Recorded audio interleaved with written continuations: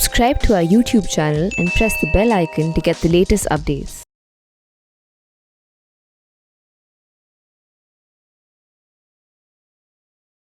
Hello, hi Meenakshi. Nice to see you again. Yes. I'm just going to quickly talk about how much I love your books.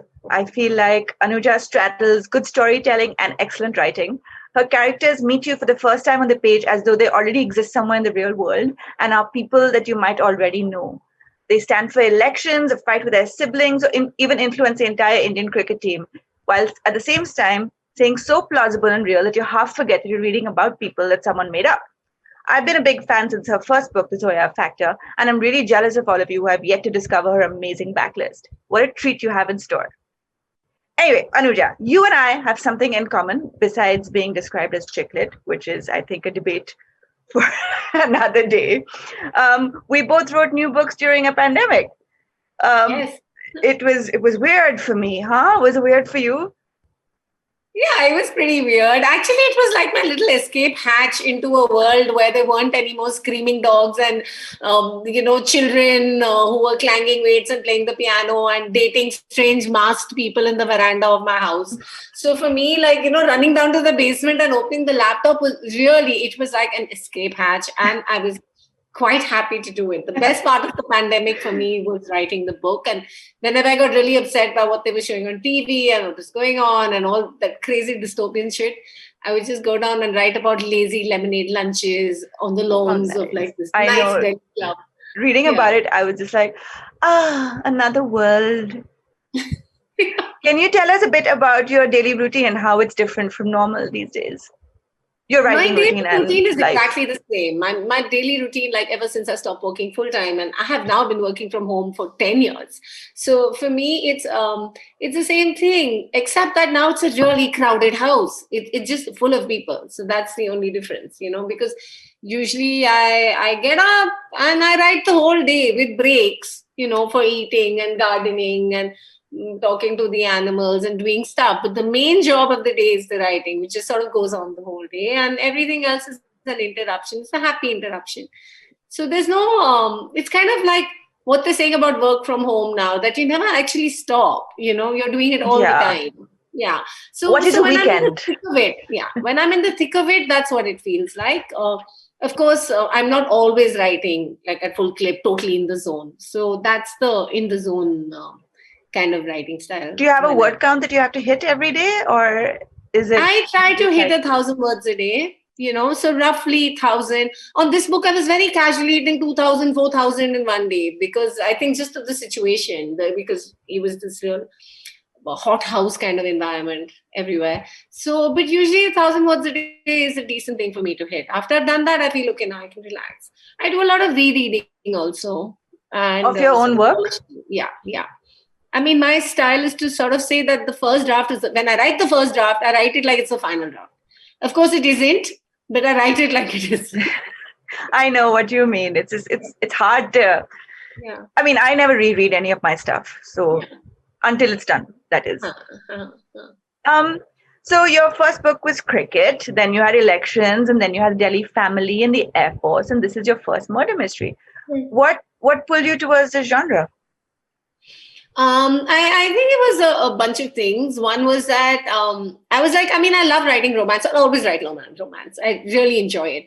But I wanted to write, explore.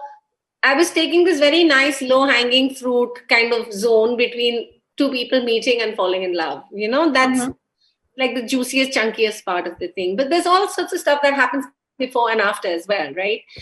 You have people who have some crazy toxic, like shitty history. You have people who've been together forever. There's all kinds of stuff going on in relationships, not just that little bit. So I was getting a little done with that. And, you're always really scared of the formula. It's like, oh, you're just changing the setting, but you're not really changing what goes on. So that kind of stuff. And this allowed me to do that. But I really for me, the formula that I think, if I have a formula, is that I like to take themes and settings that really interest me and which give me a chance to do a lot of social commentary and me a chance to say a lot of things about Indians and hypocrisies and all our little ways, like that very desi stuff. I love writing all that.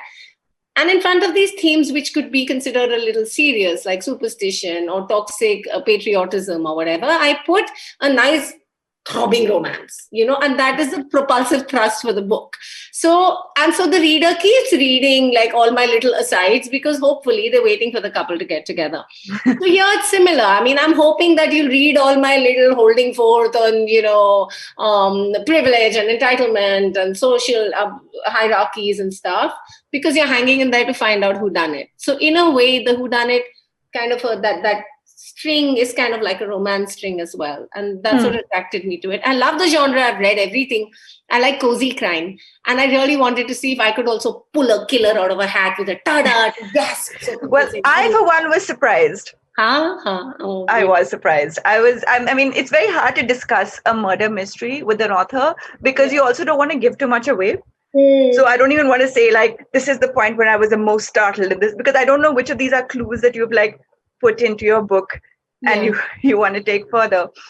One thing that really surprised me and delighted me as well was that you haven't lost your sense of humor, even while writing about subjects like death and all privilege and all that.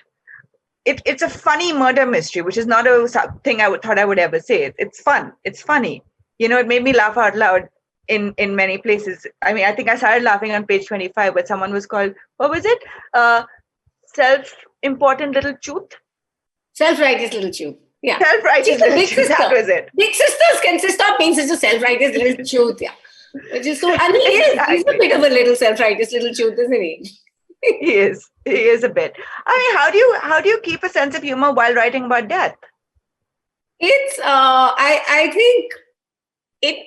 I mean, now that I'm 50 years old, a few people have died on me in my life, and I find that it doesn't go away. It just stays there. I mean, sometimes humor is just a coping mechanism when something terrible happens to you, and it's always there. It's my crutch in your real life as well.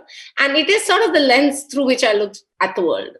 For me, everything, I see the funny thing in it for some reason. And I think in situations like this, in death IRL, it just helps you sort of cope better and deal with stuff, get perspective, get a little distance, and grow some scar tissue and stuff. So I think humor has a very valid role to play in death and in a murder mystery. Even your detective, ACP Bhavani Singh, is kind of amazing, by the way. I loved him. And he wasn't like hard-boiled and drinking too much. He's just like a gentle sort of guy. How did you come up with him? I wanted him. I was missing someone like that. My mom used to have crushes on all these old detectives. Okay, so she would watch The Old Fox, then she would watch Inspector Moss, Endeavor Moss, and then she would watch The Monk. And she had all these shows which had these slightly graying older men, all of whom she had a crush on. And then I would sit in bed and watch them with her. And we'd watch them together. And I also tend to like that sort of detective. Or, like Father Brown, or Poirot's a little more flashy and he's a bachelor. But I like that kind of a detective. And I've sort of done up till here with all the stuff you see on the OTT platforms and some of the fiction that's currently coming out, where the detective, like you said, has got he's got all this substance abuse issues. Yeah. And he's carrying some cross and he's got his, and everything is shot in the dark for some reason, and you're like, you're looking at him through like rain on the window of the screen or something. I wanted like a genial Uncle G sort of like policeman, and I didn't want the Monk type. For some reason, I was just craving this kind of a detective. So I was ready for him as well, I've got to say. Tell me, okay, this is a bit of a controversial question, but why do you like Delhi more than you like Bombay, books-wise? Bangalore, not Bombay. I would just not live in Bombay. I really like No, Bombay. I mean Bangalore. Bangalore. You have lived in Bangalore for a long time. Yes, and all your books are set here. 6 years. I'll tell you what it is. I'm having this condomy sort of sex with Bangalore. The language is an issue. It's a barrier. Please elaborate on condomy kind of sex.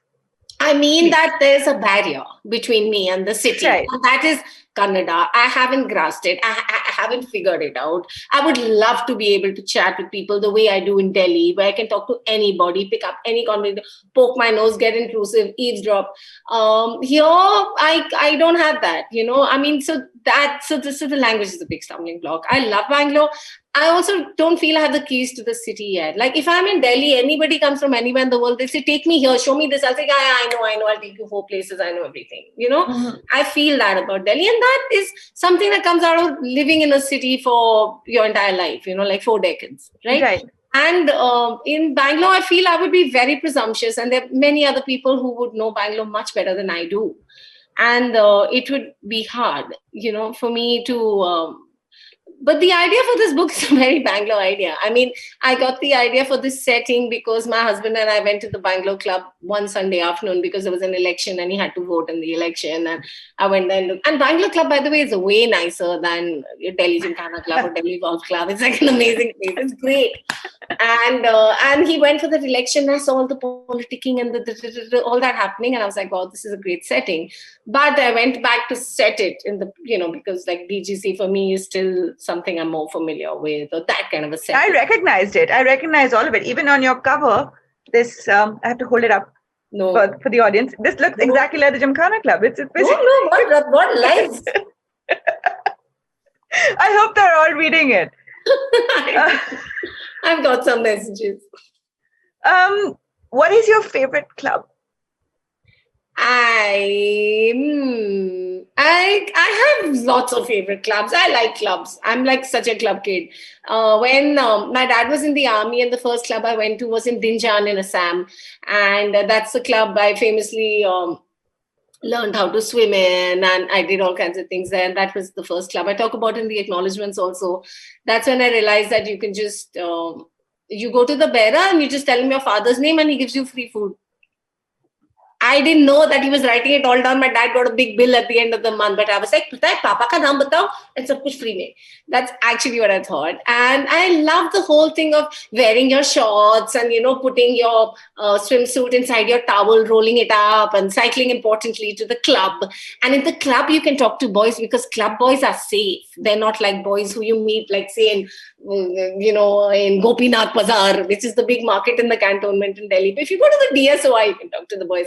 So I just like that whole club vibe, it's quite sweet. And then of course, when you're older, then it's, it's a Thursday night at the DGC. It's, my husband was a member of the Press Club of India. He was so proud of his Press Club card, his Press Club membership. And we'd go there and we'd have like Romanov vodka shots and bomb shami kebabs. And it's like a great culture. In Bangalore, you have the Catholic Club, which is amazing. It is the most rocking venue. Like Catholic Club is the best parties happen in Catholic Club. So I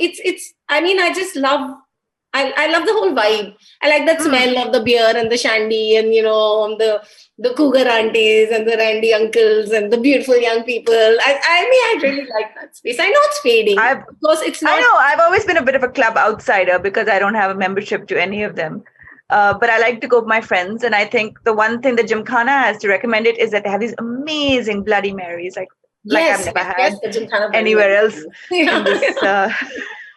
And I think that is true of all the clubs. Like I have not met a club chicken sandwich that I have not loved. Yeah, true. They're all very nice. Anyway, moving on. I feel so sad because I haven't been to a club in so long. Let's move back to the plot of Club You to Death. I'm gonna hold it up to the camera there again. I want to first talk about what a genius you have at naming your characters. I mean, I have been noticing this. I mean, I appreciate in Zoya, I appreciate in Battle for Bittora, but by the time I got to Pricey Thakur Girls, I was like, man, these names are incredible. I mean, when I name things, I go through, I have a massive book of Indian names and I just flip through them and I poke my finger down at random and I pick something. But then with Bambi Todi, I mean, the minute I encountered her name, I was like, Arey wah, this is a name. How do you come up with your names? I spend a lot of time writing the names. I really do think about it. I do the same thing you do, Maneka Gandhi's Book of Hindu Names, all that. You go online, you look. There are certain syllables I call out to you. There are certain cadences, the combination of the first name and the second name. And for Bambi Todi, like I wanted a name like a hot chick who guys 6 batches up and down will remember. They'll be like, your Bambi Todi's match. He's singing to Bambi Todi. So she's like, I get it. oh, Yeah. man, he was singing Bambi Todi. So, then she becomes like, that you hear the name the first time in conversation, this is a hot chick. Like, from La Martiniere, Calcutta, or wherever it is. Like, you immediately come to know, when there's like a bomb in school or whatever. And I recognize that. Yeah. So you try to look for a name like that.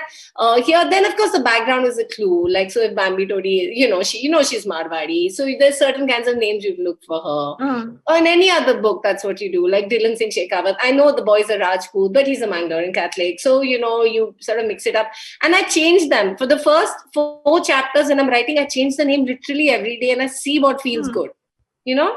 And of course, I steal my friends' names. I do that all the time. So like Kashi Dogra, so like I saw that in your acknowledgements and say thank you for the name, thank you for the surname. So I think by the 5th, when I've written about 20,000 words into a book, by then I'm happy with the name. It takes me, because for me, then I play with the name and I add little things like about Bambi and her big doe eyes, or whatever it is. The fact that you can have fun with it and say Bambu Todi, or, to say bad trip, bro, bad trip. So all those kind of things, I take a while to pick a name and I settle down to, by 20,000 words, I have frozen on the name. I said, okay, this is his character, this is her name. So I do like, I Did it take you a long time to name your children also? No, my children used to get named really fast because I would go running to Australia to be with my mother as soon as I had them. So literally it was like, you have to make the passport, choose the name now, like just do it. So you didn't wait for 20,000 words there, did you? No. Yeah. No, another thing I really enjoyed about Bambi Todi is that she's the kind of person that I would sort of turn my nose up at, right? She's so privileged and, she's money, she's upper class, she's kind of spoiled.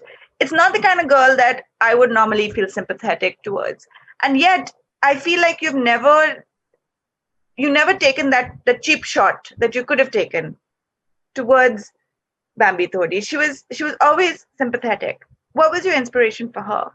Did you have a particular person in mind, or did you like for Bambi, like for most people, they're like everyone is sort of like, combination of various people, some of my daughter's girlfriends, I think, would be the closest inspiration for a character like that. At my most callous, it could be me also. I've done this little bit of, if you kiss me hard enough, I might forget that person. I've done that kind of thing. So I'm saying that it's again a combination of various things to try and get that person. But usually I find that when I write a book, I'm always fond of everybody, so even if someone is really privileged and is sort of hopelessly spoiled, like she is, but she's also really sweet, and she's really naive in some ways, and she sort of like doesn't hold back, right? Like she just like goes for stuff whole hog, which I at least find very disarming and likable. As I get older, I'm more and more amused by people. I'm becoming less judgy and more entertained by people generally. Right. Yeah. I want to talk briefly about your crisis of faith that you had, which you mentioned also in your acknowledgement. So I'm assuming this is cool to talk about. Why did that happen? Can you elaborate a little bit more on that? No, I think that it's so like to give people a little bit of a backdrop. I mean, I've been brought up, like I said, in a Fauji house where we had absolutely no religion. Religion just wasn't something we talked about. We had books instead of religion. We had fiction. We would discuss characters and strive to be like them and, get all our stuff from there. So for me, when I married my husband, I thought it was quite interesting that he would go to church every Sunday. And I thought, well, that sounds like something rock solid and something that my children could take from him, because I have nothing to offer to them in this department, and he does. So, okay, fine, I'm cool with that. So we had an Arya Samaji wedding and we had a Roman Catholic church wedding, and he was fine. Like, he would go to church and I would chill at home, and it was like that for a long time. And then once the kids got big enough, I thought, okay, I'll go to church as well, because it doesn't look nice if I don't go. And then while you're sitting there and you're listening to the sermons, and I genuinely feel at the point in my life when it happened, which I think was about 10 years after my marriage, I really felt called. It was, I guess these searches are like, it's a lifelong search, right? For spirituality or whatever works for you. And at that point in my search, it seemed right that, and it seemed very correct, like a calling to the faith. And like feeling that, this is somebody who loves me. And at one point I was very happy to say that, yes, okay, I will become a Christian. And I did that. And what drew me to Christianity was that it seemed very different from Hinduism. The whole thing, because with Hinduism, the things you worry about are things like caste, are things like karma, your past life, and you can't change your life. It's all this and all that really depressing stuff. And I thought this was a faith that said that anybody could be whatever they wanted to be, and nothing was held against you, and all were equal, and all that kind of thing. And then I think 10 years into it, I realized that all organized religions are the same, more or less. It's all the same thing.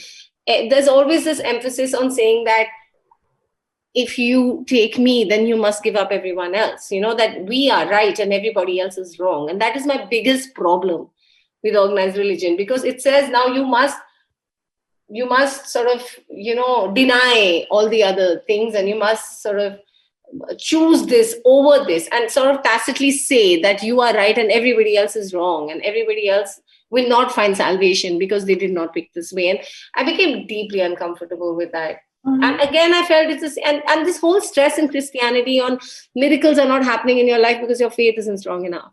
And that again sounds like that same old karma stuff that they feed us in Hinduism. And you're like, oh, okay, yahan pe bhi koi guarantee nahi hai. You're saying sabke liye miracle hai, but your faith isn't strong enough, so your miracle isn't happening. It's like, bro, maybe your system isn't strong enough. No, why you're blaming me? So then it became the same thing, like because of your karma. So it was like that. And then I realized that it was, and then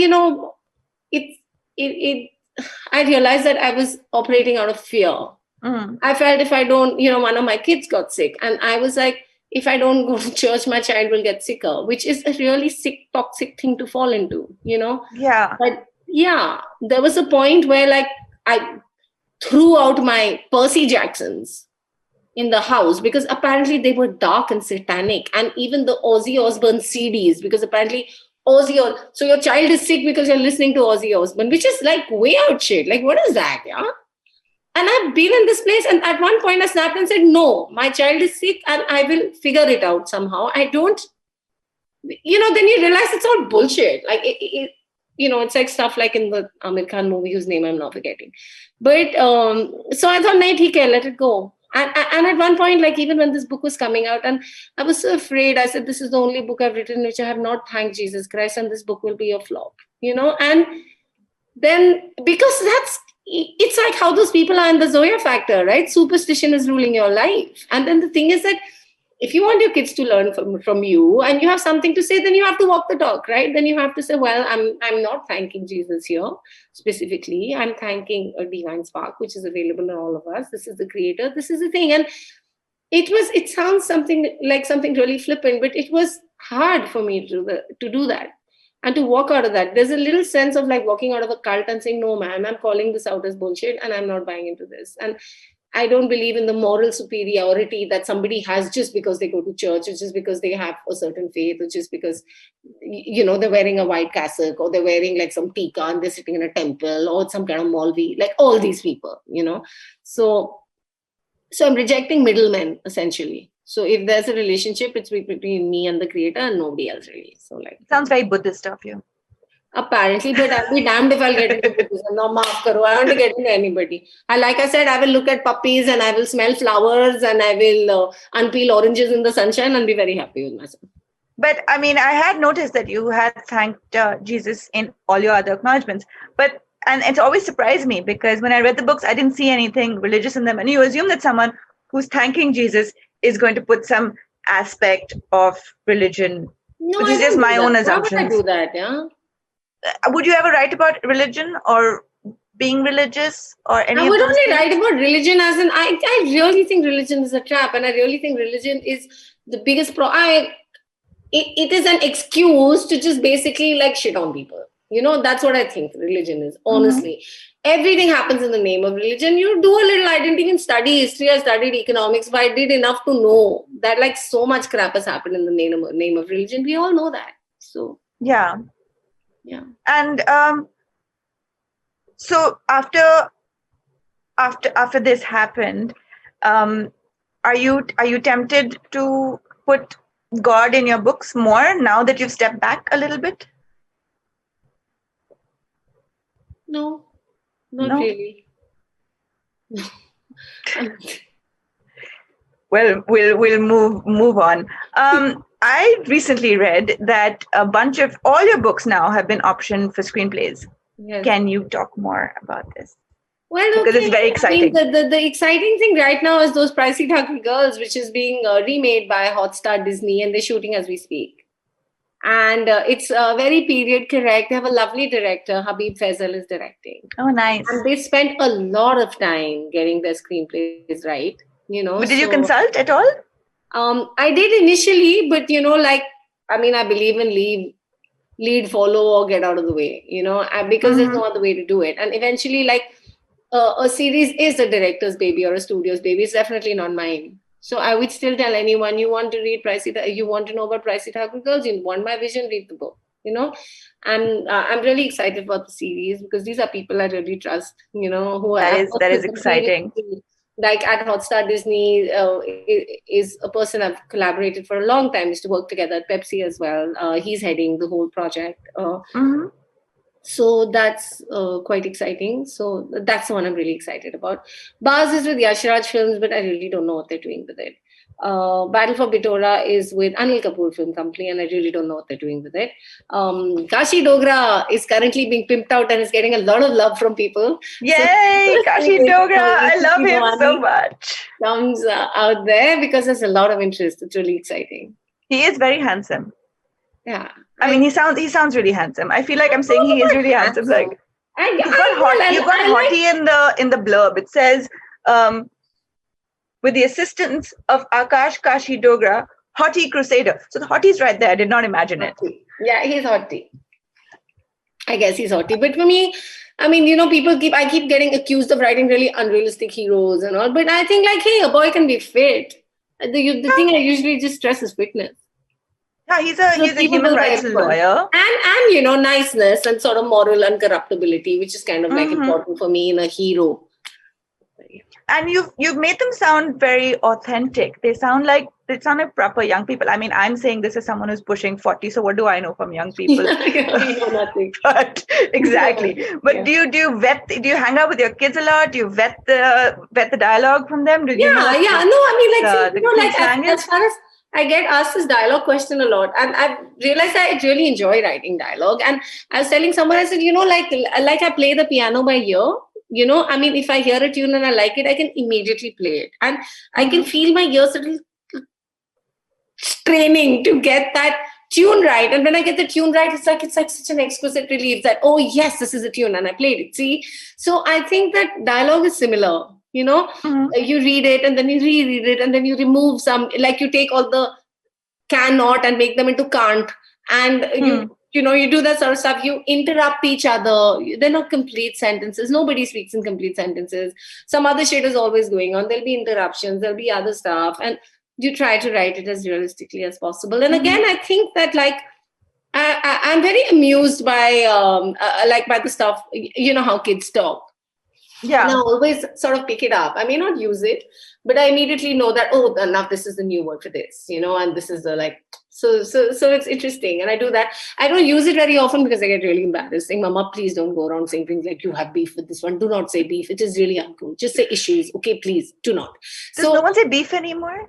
Yeah, no. Apparently, I shouldn't say beef. I should say issues, because if I say beef, I sound like an old woman trying to be cool. Oh, right. Okay. So whatever. So I'm just saying that, acha, theek hai, whatever. But I get it. I noticed the moment when they stop saying, oh my God, this is so unnecessary, or this is so over the top, or this is OTT, to saying this is so extra. So then, at that point, like 2 years ago, I realized, oh, extra is a thing, or, like I'm a bounce is a thing, or whatever it is. So I'm saying that I I enjoy slang. I enjoy all kinds of slang, not just like what the kids are speaking, but what people are speaking here. Like Bangalore slang, some of it is like really cute and great fun. And like a thing I picked up recently was like he's putting kai, like He's putting putting who? putting kai. What It's does that it's like a mean? creep. Like kai apparently means hands. So it's like he's touching me. Like he's Oh, right. So it's like I like it. what the hell is that? That's the thing. So it's nice. I mean, I feel very included when I hear stuff like that, and I'm like, oh, okay, that's nice to use. So I enjoy writing dialogue. It's nice. Do your how old are your readers? Do you have a age group for them? I mean, does I anyone don't come back to you know. and I say, don't know. I meet all kinds of people who read my books. Some of them are really old and male. Some of them are very young and female. There's like it's all kinds of stuff. It seems to be. Yeah, I don't have a sense. So which is why and I think I also tend to put in my books, I'll have old people, young people, middle-aged people, rich people, poor people. I just feel I like chart. I like mixing stuff up, and my kids say I'm obsessed with balance. And for everything, I'm saying you should have balance. So like if my daughter gets a promotion, I'll say you need a boyfriend. And if my daughter has too much of a love life, I'm like you need to focus on your job. So I'm really I'm like really obsessed with balance. So I think even in the books, I'm like a bit of this, a bit of that, a bit of this, a bit of that. Like that's the goal. That's the aim. That's what you're trying to go for. So now you mentioned the easiest part of this book. What was the hardest? The hardest part of this book, and different from what I've done before, is that trying to judge if the revelation is working. Like it's very hard to read something and be surprised by something you already know. Right. So I couldn't judge it. Because I knew what was coming. So I didn't know if it was working. And my family, who's usually my first bunch of readers, even they didn't know it was working because they also knew. So you told them in the beginning who the killer was. Yeah, when I started writing, they're like, what you writing next? And I'm writing this, and who's going to be the killer? Oh, this person's going to be the killer. So everybody knew. So we were all tainted. So this whole house in the lockdown, everybody knows. So then I had to send it to Australia to my sisters, and to the US to my other sisters, and to my friends in Manali, and say, you please read and tell me, because they didn't know. So that was tough. That was, the whole thing of trying to also seeding in enough clues, I imagine, from the beginning. Seeding enough clues. And again, like my kids always said, that when I used to have for their birthday parties, I'd have that hot cold game in a treasure hunt. And they'd always tell me, they say, Mama, your clues are so bloody obscure. Nobody got it. It was a total fail. Where did you hide the treasure? What did you do? I was like, but I thought you all would get it and no one would ever get my clues. So I was very worried that the same thing would, it would be too obscure and too badly done and all that kind of thing. So yeah, that was also. I gotta say, I was very surprised. I mean, I figured out who it was, but I only figured out it was the last 10th of the book. Yeah, that's again. We're gonna hold it up again, just for. And the last 10th of the book, I think it's respectable. As someone who reads murder mysteries a lot, I enjoy figuring it out right before everybody is told who the murderer is. It's just two beats. But I didn't know why. Why is a bit of. So the why was hard for me. And when I got there, I was like, oh, that's what she's done. But I have to say, I was quite distracted by the romance and the banter and all that was going on to pay full attention to the murder mysteries. Almost felt like two books in one, Oh God! As long as in a good way, in a nice marriage of fun commercial fiction with hard-boiled murder mystery. Yeah. In Thank you. In a thing. Why are your children not on the cover of this book, though? Because I've run out of children. I've used all three. You could have had all three of them in a row. My kids are also like, enough, like, stop pimping our bodies to sell your work. Anyhow, I think we can move on to questions because I have asked all mine. So I'm going to wait for for the Quorum guys. Is there anything else you would like to say about I'm good. the book? Say now something. No, I have anything to say to the book. Say hi to your mom. I'm so fond of your mom. She said. You can't say hi to your mom on a live thing. All right. No, it was really fun. We had such a good time. We went to some lit fest together, and she sat with me on the flight, and she looked deep into my eyes and said, "Anuja, can't you live on 50,000 rupees?" And it was a big moment for me, really big moment. And I was like, "Wow, she's so right. I'm valuing all the wrong things." Which reminds me, I actually did have another question, which is, give advice to everyone who wants to do corporate job and write a book at the same time. Do it. Just do it without guilt. And shamelessly just do it. Like I was writing on the job, bro. I was like writing everywhere when I should have been writing ads. I was writing my book, and people would come into my cabin and say, "Anuja, we've got a brief for you." And I'd say, like, "Please go out. People are making love." So I was very bad. Please go out. People are making love. I think the main problem that people tell me that they have, my friends in corporate jobs anyway, is that they don't have the time. How do you figure that you make time for writing? Yeah, if you want to do something, you always have the time. That's like people think I can't exercise because they don't have the time. Now, if you really want to get fit, you'll exercise. Now you'll figure it out. Now you put a treadmill in your room and you'll run like a hamster. So it's all rubbish. I don't have time is just shit I don't buy. No. Everybody has time. You have time. You can wake up earlier. This is what I tell people. You can cheat on the job. There are 50,000 ways of doing it if you really want to. I don't make much more than that anyway. Right now. No, that was the point. That's what she said. She said there are things that are more important. You could be happy with this. Exactly. Tell me what people should read if they want to write murder mysteries. What did you read in particular?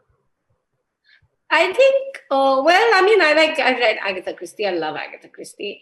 So every single, but I think the first actual whodunit I actually read was Rebecca. And I love that book. Yeah, and Rebecca, I read it in class 7 and it blew my mind. And then my daughter also read in class 7. And just the way he says, when he says, "I killed Rebecca, I put her in the whatever." And spoiler! My eyes and say, "You love me." And it was like, oh my God, like everything, like goosebumps everywhere. I was like, oh, I know. It was like the most intense shit. It was like, oh my God. And, so that was a big thing for me, that book in particular. And then it was the regular, the stuff that you got in the 80s in the libraries, which was pretty much Agatha Christie. When you devoured her, then you said, "Acha, Naya Marsh Padlo, Dorothy Sayers Padlo, Peter Wimsey, all these people." So that stuff. I like books with a lot of atmosphere, but cheerful atmosphere, like Rumpole of the Bailey, for example, who I love, or Father Brown. So things that have that kind of atmosphere and stuff. So it doesn't have somewhere where you take a break some of the early Harry Potters also, in the first 4 books. After that, I know what she was doing. When the first 4 Harry Potters, the reveal used to be really nice every time, at the end of the first book, like the turban at the back of the head, and the diary, so every time there's something and you don't see it coming. So it doesn't have to be crime per se, because a lot of the crime books, actually the revelation leaves me really cold and it does nothing for me. But I like it when there's like a legit story and everything moving along, and then there's like a really good twist or a revelation. So I enjoy that kind of thing. So it's not gimmicky. Right. I tried to write a murder mystery, which I have written and abandoned because I felt like I couldn't get the clues right. Do you have a way to put in the... Oh yeah, it's tough, na? It's the actual murder of it, I found it hard. Yeah. I'm like, I don't know how to kill this person without everyone figuring out who killed them immediately. Yeah. It's all these things have their own, that's why anything, it's like saying, okay, now I'm going to write about a fighter pilot in the 1970s. Like, what do I know about fighter pilots? There's nothing, You have army family, Yeah, but army family doesn't mean I know about fighter pilots in the 70s. Like what? So it's...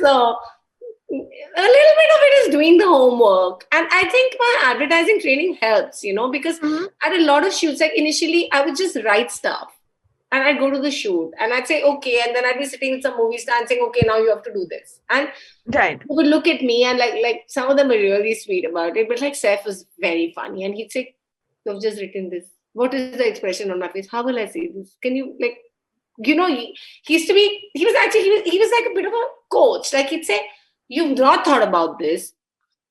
How will I say this? What is happening in my life?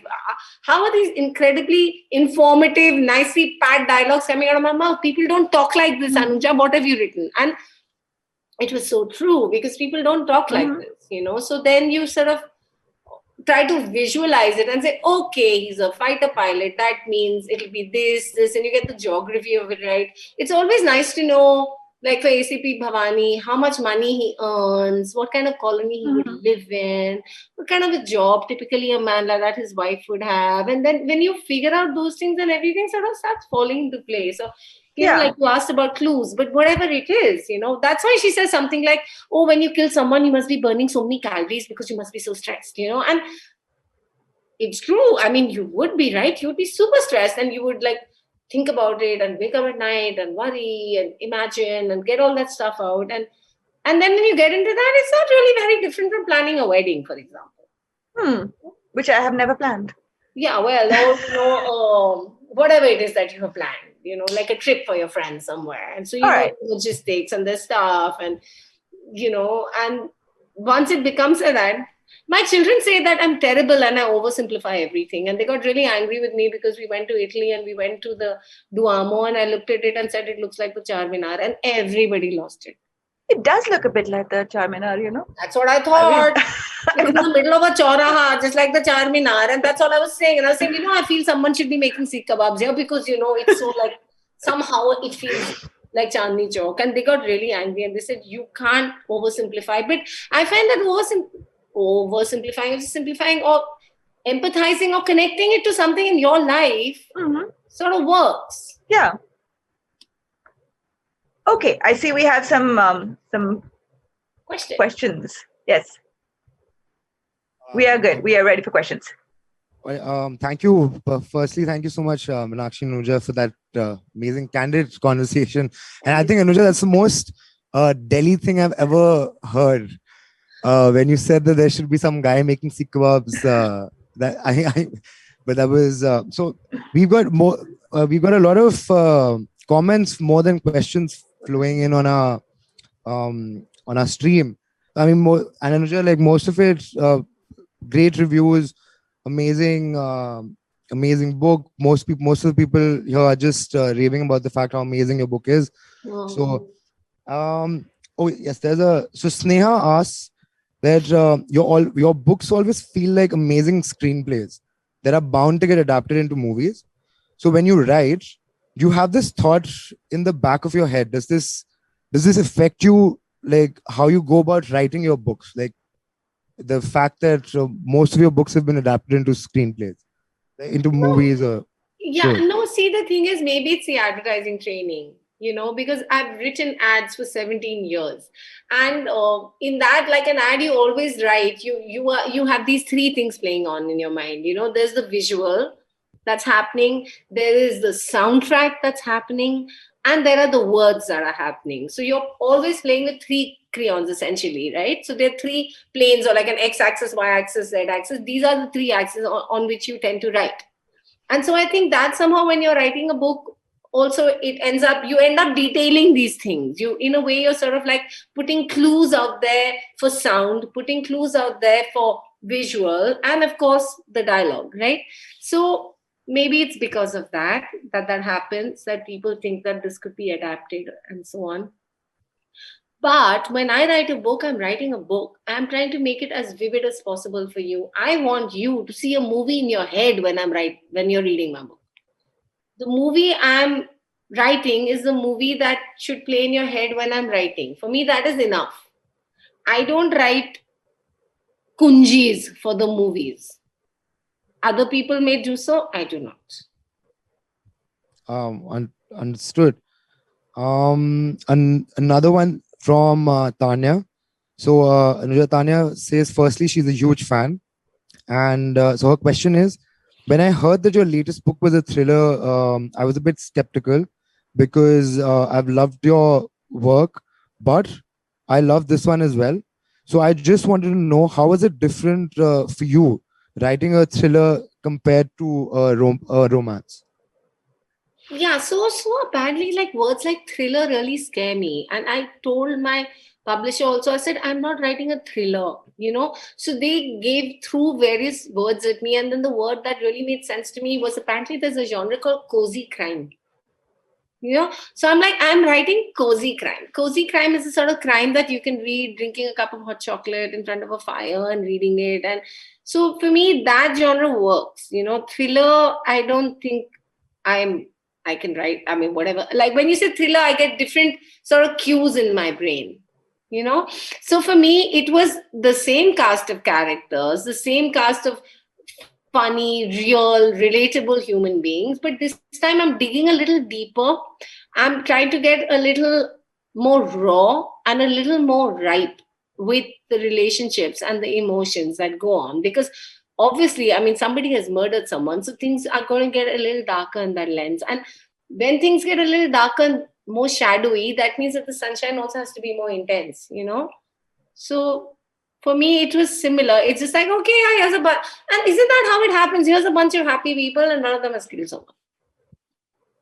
I've got also, the back of the book says, a bloody good romance, which is also a great pun. Well done, whoever at HarperCollins. Me. I'm very anal. I'm advertising. I'm like, listen, I have advertising shops. Don't you dare. I'll write my own line. Bloody good romance is my line. Well done. We've most of the questions that you've covered. Let's do this one. So Bhavika asks, hi Anuja, I'm trying to be a writer myself, and I just love your books. So and I've always tried to use them as inspiration because your books are so engrossing from the first page. So that's a fact that has always mesmerized me. So how do you manage to do that with every book? And do you have any tips for new and upcoming writers?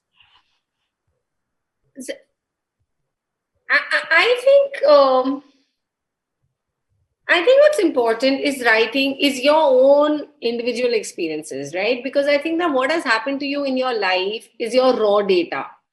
Everything that has not happened to you in your real life is stuff that you have read or stuff that you've seen on a screen or stuff that people have told you. But things that have happened to you firsthand is your raw data. That's your most precious source, you know, to write, to have a unique voice.